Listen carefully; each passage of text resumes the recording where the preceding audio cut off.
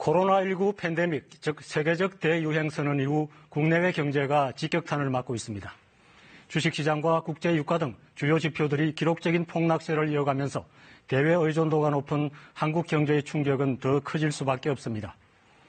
이 같은 상황 속에서 일용직과 비정규직 노동자, 자영업자 등 취약계층은 하루하루 생계마저 꾸리기도 힘든 상황에 처했습니다.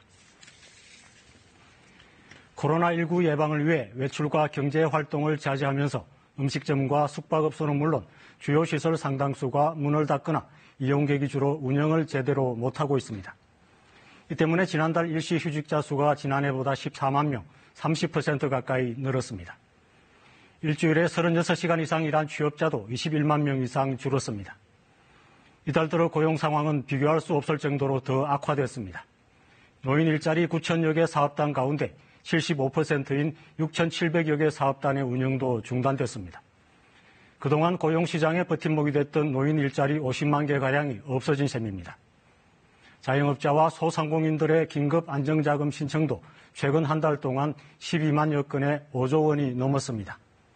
하지만 실제 집행된 것은 10%에도 못 미치고 있습니다. 융자 조건이 까다롭고 절차가 복잡하기 때문입니다. 이 때문에 가장 먼저 문을 닫거나 일자리를 잃을 수밖에 없는 쪽이 영세 자영업자와 일용직, 비정규직 등 취약계층입니다. 문제는 이 같은 상황이 언제까지 계속될지 기약이 없다는 데 있습니다. 정부는 추경 확대와 금리 인하 등 충격 최소화 대책 마련에 부심하고 있습니다. 정부 정책은 필요한 곳에 적시에 실행하는 것이 중요합니다. 특히 한계 상황에 처한 자영업자와 소상공인 지원과 함께 취약계층에 대한 맞춤식 대책이 우선돼야 합니다.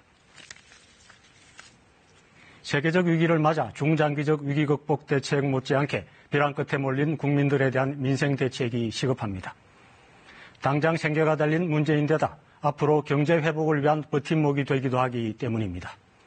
유례없는 상황에 대한 정부와 정치권의 지혜와 결단이 중요한 시기입니다. 뉴스에서 이렇습니다.